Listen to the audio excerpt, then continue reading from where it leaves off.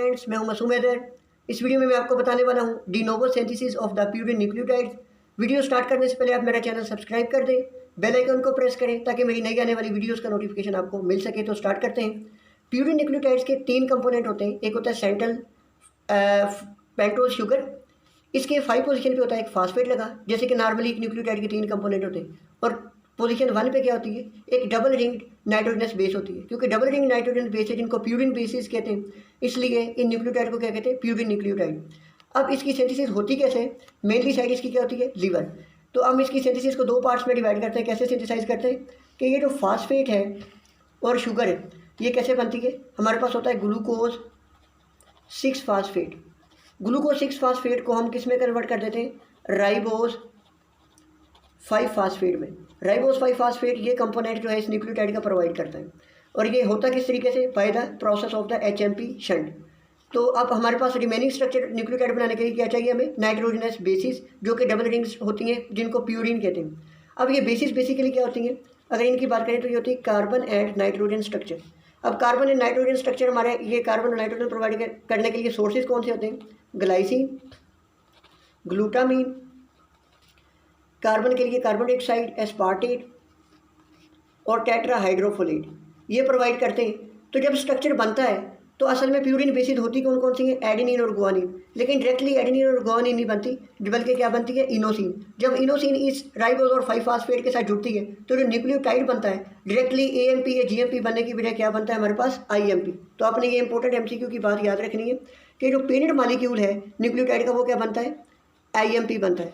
IMP को फिर बाद में किस में कन्वर्ट कर दिया जाता है, या तो AMP में बदल दिया जाता है इसको, और GMP में भी बदल दिया जाता है। और AMP और GMP जो है इसको बाद में कन्वर्ट किया जा सकता है डाईफास्फेट्स और ट्राईफास्फेट्स में दोबारा कन्वर्ट किया जा सकता है। अब मैं आपको बताता हूँ कि जब न्यूक्लियोटाइड बनाना पेरेंट मॉलिक्यूल बनता है IMP। अब IMP बनाने के लिए टोटल होते हैं 11 स्टेप्स। इनको याद रखना थोड़ा सा डिफिकल्ट है, तो मैंने इसके लिए आपको 2 पॉइंट जनरल सी बातें 2 बतानी है, बस आपने वो ध्यान में रखनी है।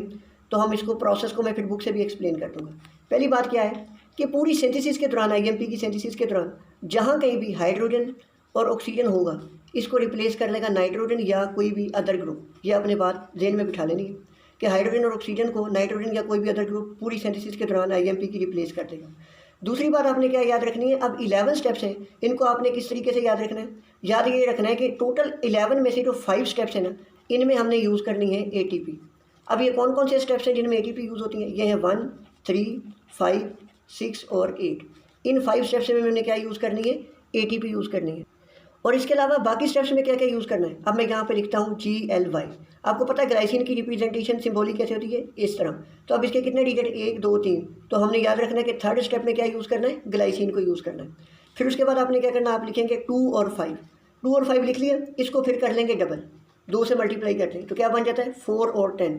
तो अब आपने ये याद रखना है कि स्टेप नंबर 2 और स्टेप नंबर 5 में आपने क्या यूज़ करना है, ग्लूटामीन। बस आपने इनको रटा लगा लेना जो चीज़ें बता रहा हूँ, फिर प्रोसेस याद करना बहुत आसान हो जाएगा। और जो 4 और 10 है इसमें आपने क्या यूज़ करना है, इसमें यूज़ होगा टेट्राहाइड्रोफोलेट यूज़ होगा। इसके बाद स्टेप नंबर 7 जो है इसमें हम ऐड करेंगे CO2। स्टेप नंबर जो 8 होगा इसमें हम ऐड करेंगे एस्पार्टेट। 9 और 11 स्टेप जो है इसमें से क्या होगा, लिबरेशन होगी, यानी कि इसमें दोनों स्टेप्स में क्या होगा, कोई ना कुछ चीज़ रिमूव होगी। 9 स्टेप में क्या रिलीज़ होगा, फ्यूमरेट। और 11 स्टेप में किसकी रिलीज़ होगी, वाटर की। जब ये स्टेप्स हो जाएंगे सारे तो हमारे पास क्या बन जाएगा, IMP बन जाएगा, जिसको बाद में AMP, GMP और डाई फास्फेट्स वगैरह में कन्वर्ट किया जा सकता है। तो अब स्टार्ट करते हैं कि IMP के जो 11 स्टेप है वो कैसे होते हैं। तो पहला स्टेप मैं आपको पहले बता चुका हूँ कि फर्स्ट स्टेप में क्या होती है, ATP यूज़ होती है। तो क्या होगा, राइबोज 5 फास्फेट आएगा, ATP यूज़ होगी, ATP किस में कन्वर्ट हो जाएगी, AMP में। तो इसका जो फास्फेट है वो इसकी पोजीशन 5 पे, तो मैंने आपको बताया था पहले फास्फेट लगा हुआ है, और 1 पे एक और फास्फेट लग जाएगा। तो अब ये स्ट्रक्चर क्या बन गया, 5 फास्फोराइबोसाइल 1 पायरोफास्फेट, 5 फास्फोराइबोसाइल पायरोफास्फेट। तो ये बन गया। तो ये स्टेप नंबर क्या था, 1। और इसमें एंजाइम को याद रखना बहुत इजी है, आपने कोई टेंशन नहीं लेनी, जो प्रोडक्ट बनी है बस उसके नाम के साथ सिंथेज लगा देना। जैसे कि 5 फास्फोराइबोसाइल पायरोफास्फेट है, PRPP सिंथेज, सिंपली आप ये कह सकते हैं। अब बाकी प्रोसेस को समझने के लिए बस मैंने आपको जो बातें बताई थी, अगर आप उनको जहन में रखेंगे तो आप इजी वे में इसको समझ सकते हैं। तो अब स्टेप नंबर 2 आ गया। तो हमने क्या अभी तक बना लिया था, PRPP बना लिया था। ये PRPP हमारे पास बना पड़ा है। तो मैंने वैसे भी बताया था कि स्टेप नंबर 2 में क्या होना था, यूज़ करना था हमने ग्लूटामीन यूज़ करना था। तो अब यहाँ पे मैंने आपको एक और बात भी बताई थी कि जहाँ कहीं पे भी ऑक्सीजन और हाइड्रोजन होगा, इनको नाइट्रोजन रिप्लेस कर लेगा। तो ये जो ग्लूटामीन है ये किस में चेंज हो जाएगी, ग्लूटामेट में। और अपना अमाइड ग्रुप किसको देगी, इसको देगी PRPP को, कि ताकि इसमें ये जो ऑक्सीजन है इनको जो अमाइड ग्रुप है वो रिप्लेस कर देगा। तो रिजल्टिंग स्ट्रक्चर क्या बन जाएगा, 5-फास्फोराइबोसाइल अमाइड। यानी कि ये जो अमाइड है, बाहर था अमाइड, जब इस स्ट्रक्चर का पार्ट बन गया तो वो क्या, उसका नाम बन जाएगा अमाइड। तो अब क्या था, PRPP किस में चेंज हो गया, 5-फास्फोराइबोसाइल अमाइड में चेंज हो गया। तो ये आपने याद रखना है। अब इसके लिए एंजाइम याद रखना कोई डिफ़िकल्ट बात नहीं है, सिंपल सी बात है। जो प्रोडक्ट हमारे पास क्या थी कि ये जो ग्लूटामीन है ना, इसने क्या किया, अपना अमाइड ग्रुप जो है ट्रांसफ़र किया। तो क्या आ जाएगा, ग्लूटामीन 5-फास्फोराइबोसाइल पायरोफॉस्फेट अमाइडो ट्रांसफरेज, यानी PRPP को ग्लूटामीन अमाइड ट्रांसफ़र किया। तो क्या आ जाएगा, ग्लूटामीन PRPP अमाइडो ट्रांसफरेज या GPAT जिसका नाम है, इसको आप एब्रीवेशन से भी याद रख सकते हैं। तो अब चलते हैं थर्ड स्टेप में। और इम्पोर्टेंट बात आपने साथ ये याद रखनी है कि इसकी सीरीज़ में चंद एक 3-4 नाम ऐसे आएंगे जो कि डिफ़िकल्ट है, याद रखना मुश्किल है, लेकिन मोस्टली रिएक्शंस में सिर्फ एक एक चीज़ नाम के साथ ऐड होती जाएगी और जिसको याद रखना बहुत आसान है। थर्ड स्टेप में मैंने आपको बताया था क्या होगा, ग्लाइसिन आएगा। और मैंने आपको ये भी बताया था कि थर्ड स्टेप में भी ATP यूज़ होती है, तो यहाँ पे ATP भी यूज़ होगी और ग्लाइसिन आएगा। और दूसरी बात मैंने आपको बताई थी, जहाँ कहीं पर भी H आइन आएगा, इसको क्या रिप्लेस कर लेगा, नाइट्रोजन। तो अब इसमें अमाइड ग्रुप में यहाँ पे H2 की फॉर्म है, इसको मैं इस तरह लिख लेता हूँ, ये H और ये H। अब इसमें से एक H को पूरा ग्लाइसिन जिसमें नाइट्रोजन है वो आके रिप्लेस कर लेगा। तो ये जो स्ट्रक्चर था 5-फास्फोराइबोसाइल अमाइन, ये किस में चेंज हो जाएगा, ग्लाइसिनामाइड राइबोटाइड। अब यहाँ से यहाँ तक नाम याद रखने आसान थे, ये थोड़ा सा ऑकवर्ड सा नाम है, आप इसको बस एक बार याद रख लें। बाकी जो सीरीज चलेगी उसमें सिर्फ इसी नाम के साथ एक एक नाम का इजाफा होता रहेगा। तो ये क्या बन गया, ग्लाइसिनामाइड राइबोटाइड, जिसको एब्रीवेशन में लिखा जा सकता है GAR। और एंजाइम याद रखना कोई डिफिकल्ट बात नहीं, सिर्फ GAR सिंथेज आ गया। अब नेक्स्ट क्या होगा, स्टेप नंबर 4 है। स्टेप नंबर 4 में मैंने आपको क्या बताया था कि टेट्राहाइड्रोफोलेट आता है। अब यहाँ पे देखें, इस स्ट्रक्चर के अंदर आप जो देख सकते हैं, इस स्ट्रक्चर के अंदर आप देख सकते हैं कि ये जो ग्लाइसिन आके जुड़ा है, इसके अंदर NH2 है, इसके पास H है। अब मैंने आपको बताया था कि H को क्योंकि कोई भी अदर ग्रुप रिप्लेस कर सकता है, तो यहाँ पे टेट्राहाइड्रोफोलेट फार्माइल टेट्राहाइड्रोफोलेट में चेंज होगा और अपना फार्माइल ग्रुप देगा। जब फार्माइल ग्रुप देगा, इस H की जगह पे क्या लग जाएगा, पूरे का पूरा फार्माइल ग्रुप लग जाएगा। तो ये जो स्ट्रक्चर था ग्लाइसिनामाइड राइबोटाइड, इसमें सिर्फ क्या इजाफा हो जाएगा, फार्माइल का। तो क्या बन जाएगा, ग्लाइसिनामाइड राइबोटाइड की जगह क्या बन जाएगा, फार्माइल ग्लाइसिनामाइड राइबोटाइड। और एंजाइम का नाम याद रखना बहुत आसान है, क्या था, GAR प्रोडक्ट थी, सबस्टेट थी, इसमें हमने क्या ट्रांसफ़र किया, फार्माइल। तो GAR फार्माइल ट्रांसफरेज, सिंपल सी बात। अब नेक्स्ट हमने क्या करना है, अब हमारे पास है स्टेप नंबर 5। तो स्टेप नंबर 5 में मैंने आपको क्या बताया था, एक तो ATP यूज़ होती है और जो नई चीज़ आगे क्या ऐड होनी थी, ग्लूटामीन। अब ग्लूटामीन दोबारा आएगी। अब मैंने आपको बताया था कि यहाँ पे जब ये स्ट्रक्चर बना तो यहाँ पे ऑक्सीजन है, तो ऑक्सीजन को कोई ना कोई अदर ग्रुप रिप्लेस कर सकता है। तो अब ग्लूटामीन फिर अपना अमाइड देगा, जब ये अमाइड देगा तो ये खुद ग्लूटामेट में चेंज हो जाएगा। और अमाइड जब आके लगेगा ऑक्सीजन की जगह, तो अब पहले अमाइड था तो अब अमाइडीन हो गया, क्योंकि 2 अमाइड हो गए। तो रिजल्टिंग स्ट्रक्चर क्या बना, N फार्माइल ग्लाइसिनामाइड राइबोटाइड था, तो अब क्या बन गया, N फार्माइल ग्लाइसिनामाइड की जगह क्या बन गया, अमाइडीन राइबोटाइड। नाम याद रखना भी बहुत आसान है। और नाम इसके लिए एंजाइम जो यूज़ हुआ उसको भी याद रखना डिफिकल्ट नहीं, सिर्फ सबस्टेट के नाम के साथ सिंथेज लगा दें, FGAM सिंथेज, जो प्रोडक्ट इसने बनाई। 6 स्टेप में मैंने आपको बताया था कि फिर ATP यूज़ होती है। तो ATP जब यूज़ हुई तो ये स्ट्रक्चर किस में चेंज हो जाएगा, रिंग स्ट्रक्चर में। हाँ, अब यहाँ पे जो आपने बात याद रखनी है ये है कि यहाँ से तो सीरीज़ में जो थे एक एक नाम का इजाफा होता है। अब यहाँ पे नाम जो बनेगा थोड़ा सा एक्वर्ड सा बनेगा, जिसको कहते हैं अमाइनो अमीडाजोल राइबोटाइड, ATP यूज़ होने के साथ बना। और एंजाइम याद रखना डिफिकल्ट नहीं है कि AIR सिंथेज, सिंपली कि अमाइनो अमीडाजोल राइबोटाइड बनना था, इसके लिए जो एंजाइम यूज़ हुआ वो क्या था, अमाइनो अमीडाजोल राइबोटाइड सिंथेज यूज़ हो गए। अब 7 स्टेप था आगे कौन सा, अब ये यहाँ तक हमने कितने स्टेप पूरे कर लिए, 6 स्टेप। 7 स्टेप में क्या था, मैंने आपको बताया था कार्बन डाइऑक्साइड की एडिशन होगी। तो AIR जो है ये सबस्टेट है, इसमें कार्बन डाइऑक्साइड की एडिशन हुई, तो एंजाइम जो यूज़ हुआ सिंपली क्या हो गया, AIR कार्बोक्सिलेज, यानी इसमें AIR में क्या यूज़ कर दिया, कार्बन डाइऑक्साइड की एडिशन होगी। जब कार्बन डाइऑक्साइड की एडिशन होगी तो रिजल्टिंग स्ट्रक्चर मैंने आपको यहाँ तक बताया था कि सिर्फ AIR को आप रटा लगा लें। अब बाकी इसके बाद जो होगा वो सीरीज़ में चलेगा, जैसे ऊपर हमने सीरीज़ चलाई थी, अब सिर्फ एक एक नाम का इजाफा होगा। तो क्या बन गया, कार्बोक्सी अमाइनो अमीडाजोल राइबोटाइड। यहाँ पे क्या था, अमाइनो अमीडाजोल राइबोटाइड, तो सिर्फ क्या ऐड हो गया, कार्बोक्सी सिर्फ ऐड किया, कार्बोक्सी अमाइनो अमीडाजोल राइबोटाइड बन गया।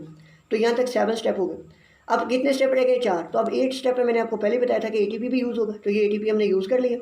और इसमें मैंने आपको बताया था क्या ऐड करते हैं, एस्पार्टेट। तो ये पूरे सब स्टेट जो है हमारे पास पड़ी हुई, इसके नाम में सिर्फ क्या है, ऐड इजाफा हो जाएगा कि जब एस्पार्टेट लग जाएगा तो स्ट्रक्चर के अंदर इसका नाम एस्पार्टेट से क्या हो जाएगा, सक्सीनाइल, बस वही स्ट्रक्चर रहेगा।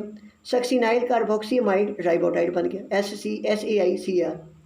और इसके लिए जो एंजाइम यूज़ हुआ है, सिंपली इसके जो प्रोडक्ट है हमारी बनी उसके एंजाइम के साथ नाम के साथ क्या लगा देंगे, सिंथेज, SAICAR, सिंथेज।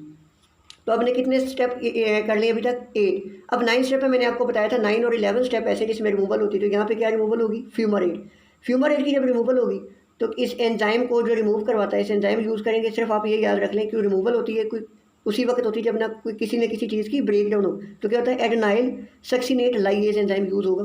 फ्यूमरेट की जैसे ही रिमूवल हुई तो रिजल्टिंग प्रोडक्ट जो SCAAIR था। अब यहाँ तक हमने यहाँ से यहाँ तक जितनी सीरीज़ चलाई है इसमें सिर्फ एक एक नाम का इजाफा करते हैं। अब यहाँ पे थोड़ा सा ऑकवर्ड नाम आएगा, लेकिन आगे फिर उसी तरह सीरीज़ चलेगी और नाम में सिर्फ एक एक का इजाफा होगा। तो अब क्या बन जाएगा, अमाइनो अमीडाजोल कार्बोक्सी अमाइड राइबोटाइड, ये नया नाम है सिर्फ आपने इसको। और एक तो जगह पर मैंने जैसे आपको बताया था कि एक तो ग्लाइसिनामाइड राइबोटाइड, इसको नाम याद रखना था। इसके आगे क्या था, सिर्फ एक एक नाम का इजाफा हम करते हैं। इसी तरह आपको अमाइनोमीडाजोल राइबोटाइड का मैंने नाम बताया था कि ये याद रख लें, इसके बाद सिर्फ एक एक नाम का इजाफा होगा। इसी तरह एक ये ऑकवर्ड नाम है, अमाइनो अमीडाजोल कार्बोक्सीमाइड राइबोटाइड, बाकी क्या होगा, एक एक नाम का इजाफा होता रहेगा। अब क्या हुआ कि 10th स्टेप में मैंने आपको बताया था कि अगेन फ्यूमरेट की एडिशन होगी। जब फ्यूमरेट की एडिशन हुई तो ये क्या बन गया, फ्यूमरेट की एडिशन की वजह से इसके नाम में सिर्फ क्या इजाफा हो गया, फार्मा अमीडो अमीडाजोल कार्बोक्सीमाइड राइबोटाइड, उसी नाम के साथ सिर्फ क्या लग गया, फार्मामीडो, ये नाम लग गया।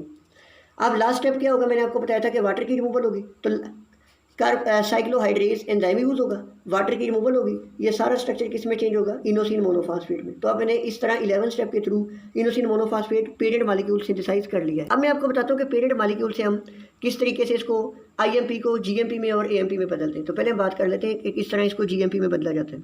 अब ये पेरेंट मॉलिक्यूल पड़ा है, अगर हम इसको बदलना चाहते हैं ना GMP में, तो आपने दो बातें याद रखनी है कि GMP में एक H इससे कम होता है और एक जो होता है अमाइड ग्रुप इससे ज़्यादा होता है। तो हमने क्या करना है, अगर इसको हम GMP में बदलना चाहते हैं, GMP में बदलने के लिए एक H को पहले हम निकाल देंगे। तो कैसे निकालेंगे, NAD आएगा, इसमें से H निकाल देगा, खुद NADH बन जाएगा। तो रिजल्टिंग एंजाइम जो यूज़ हुआ, क्योंकि H निकला है तो क्या होगा, IMP डिहाइड्रोजिनेज, और रिजल्टिंग प्रोडक्ट क्या बन जाएगी हमारे पास, ज़ैंथीन मोनोफॉस्फेट बन गई। और मैंने आपको बताया था कि दूसरी चीज़ क्या थी, इसमें अमाइड ग्रुप एक जो था GMP में IMP से ज़्यादा था, तो हम क्या कर देंगे, सिंपल अमाइड ग्रुप ऐड करवा देंगे। और एडिशन इतनी आसान नहीं होती, इसलिए हम क्या यूज़ करेंगे, ATP। लेकिन आपने एक इंपॉर्टेंट बात MCQ के तौर पर याद रखनी है कि जब हम GMP बनाते हैं एनर्जी उल्ट फॉर्म में यूज़ करते हैं, इसके लिए ATP यूज़ करेंगे। जब ATP बनाएंगे तो एनर्जी किस फॉर्म में यूज़ करेंगे, GTP की फॉर्म में यूज़ करेंगे। तो अब यहाँ पर ATP यूज़ हुई, ग्लूटामिन उसी तरह इसने अपने अमाइड ग्रुप दिया और खुद ग्लूटामेट में चेंज हो गया। तो रिजल्टिंग स्ट्रक्चर ज़ैंथीन मोनोफॉस्फेट किस में चेंज हो गया, गुएनोसिन मोनोफॉस्फेट में। अब डिस्कस कर लेते हैं कि AMP किस तरीके से बनती है। AMP इस तरीके से बनेगी कि AMP में इससे एक एस्पार्टेट ज़्यादा होता है और एक फ्यूमरेट कम होता है। तो आपने दो बातें याद रखनी कि एस्पार्टेट क्या होता है, एक ज़्यादा होता है, और फ्यूमरेट क्या होता है, इससे कम होता है। तो पहले हम एस्पार्टेट ऐड करवाएंगे। और मैंने पहले बताया था एडिशन आसान नहीं होता काम, एडिशन के लिए एनर्जी यूज़ करते हैं, लेकिन क्योंकि आप ATP बनाने जा रहे हैं AMP, तो इसके लिए एनर्जी किस फॉर्म में यूज़ करेंगे, GTP में, आपको पहले बता चुका हूँ। जब ये एनर्जी यूज़ कर लेंगे तो रिजल्टिंग प्रोडक्ट क्या बन जाएगी, एडिनोलोसक्सिनेट जब बन गया हमारे पास, तो अब हमने क्या करना है, इसमें से फ्यूमरेट को निकालना है। फ्यूमरेट निकालने के लिए एंजाइम का यूज़ करेंगे, एडिनोलोसक्सिनेज एंजाइम, यानी इसकी ब्रेकडाउन करेंगे। रिजल्टिंग क्या बनेगा, एडिनोलोसक्सिनेट किस में चेंज हो गया, एडिनोसिन मोनोफॉस्फेट में। अब इन पे फर्दर एंजाइम ऐड करेंगे जिसको डाइफॉस्फेट और ट्राइफॉस्फेट्स वगैरह में बदल सकते हैं। तो इस तरीके से मैंने आपको ये पूरी सिंथेसिस बता दी। इसमें कोई क्वेरी हो आप मुझे कमेंट सेक्शन में बता सकते हैं। Thank you very much.